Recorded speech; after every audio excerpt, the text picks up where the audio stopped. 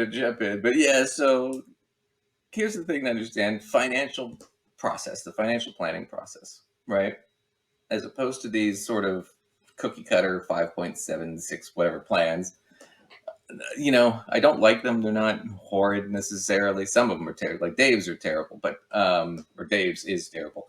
But the thing is when you go talk to a financial planner, it's a different process. So Lacey's gonna mock a client, and I'm gonna show you kind of what it looks like going into the financial plan, right?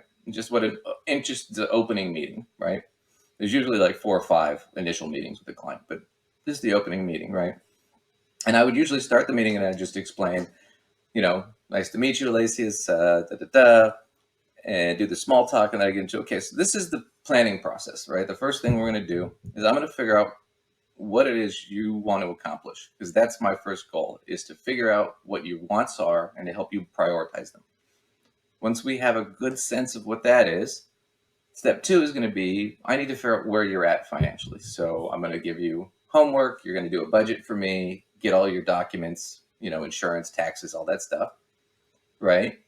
And we're going to spend some time going through those in the second meeting. And I'm going to have a ton of questions about what's this, what is that, right? And then essentially what I'm going to do is I'm going to take what you want, subtract where you are, and then that's going to equal what I need to help you get. And then I'm going to help you figure out a plan to do that and help you execute it. Do you understand that? Does that make sense to you, or is that? Yep. That's good. All right. So let's start out with what is it you want to do going forward? Let's say short term, in the next 5 years, what would you like to accomplish? Priorities are, I would like to travel more. I haven't gone on vacation really, in a long time. Okay. Because my kid's in private school. Mm-hmm. I want to keep my kid in private school. Okay. I want to prioritize a little bit more fun money because my kid's also only going to be a kid for so long. So okay. I'd like to be able to have some sort of fun, summer vacay situation with my kid. Nice.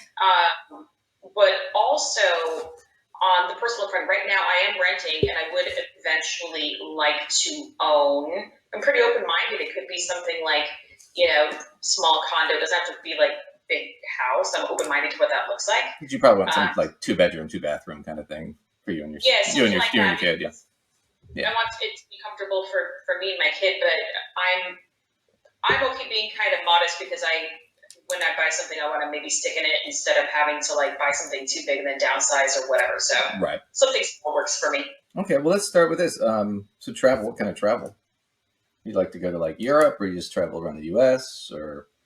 I absolutely want to do the whole European vacation thing with my kid. Culture is really important to me, and I want my child to be able to experience different cultures, appreciate different cultures. Okay. So that's cool. And then the private school, I take it he's going to go to like a private junior high or high school, stuff like that. And then does that also include you want to help with college? Or is that? I want to help with college too, so that's definitely a concern. So while I have to keep maintaining the current tuition, the current tuition is probably less than what I'm thinking college tuition is going to be. So I probably need to figure out how much I need to be trying to set aside right now. Okay. I'm comfortable continuing to use money out of my paychecks while my child's in college, but I'm aware I'm probably going to have more than what I can budget for that. Sure. Okay. And then renting, but something reasonable that's nice that you can afford, kind of thing. Sounds like a plan. And more fun money was the other big one. So now me as a financial planner, we're going to pause, break the fourth wall for a second. So me as a financial planner, that's 4 really good things right out of the gate, right? I want to travel more. Right. Kids' school, very important. She's sending in a private school, so obviously she wants to throw quite a bit of money at that if necessary. So big thing, give the kid the most advantage educational wise. So that's a big priority. That one's probably going to trump travel. Travel's probably secondary. Renting to own, she doesn't want to rent anymore. She wants to own property. That's a good position because she'll start making equity. She'll own the place. It'll help her in the future. So if she wants to move or get a bigger place or whatever, she'll have that better options because she's making money on her property as opposed to renting where that money's just gone, right? So I would put that as on a short term. That would probably be one of the biggest priorities, right? Medium term, vacation and stuff, and then kid school. That's more of a long term goal because we're talking probably about 10 years, depending on the age of the kid. But I'm assuming the kid's probably 10 or under. So there's that. Now, I would then get into things like retirement and stuff like that going forward, just to start that conversation. But when you're talking to somebody this young who they've got decades and decades to go, that retirement conversation is going to change dramatically when we rehab it 10 years later, right?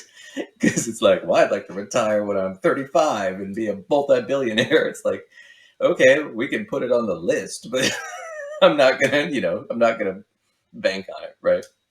So next thing I would try to do is sit there and go, okay, well, Lacey's, I think renting is getting rid of your rental place and owning should be a priority.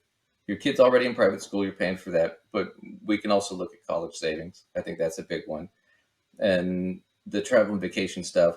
I think the biggest issue is you want more fun money. If you had a better situation on your money, right, is what I'm sort of getting, then these things might all be very, very easier to do, right?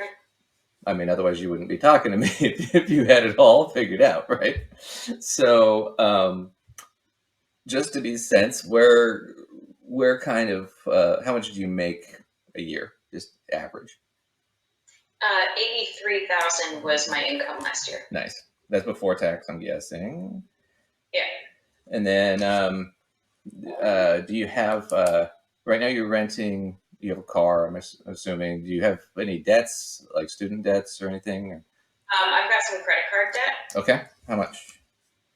27,000, and it's across 6 different cards. Okay, please. 6 cards. So I'm guessing that's pretty expensive every month. Yeah. Yeah. So that's probably something we should look at jumping on right away. Do you do a budget now?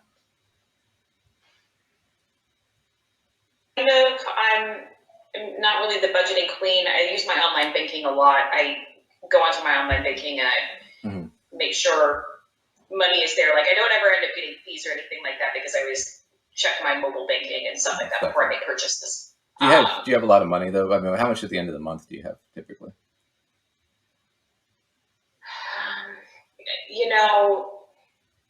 I probably have like maybe $400 or $500 left sitting there at the end of the month. So what do you do? Do you just throw it in a savings, or do you throw it? You just pay off your credits, or? I try to, put more toward credit cards because I know that they're kind of costing me a lot.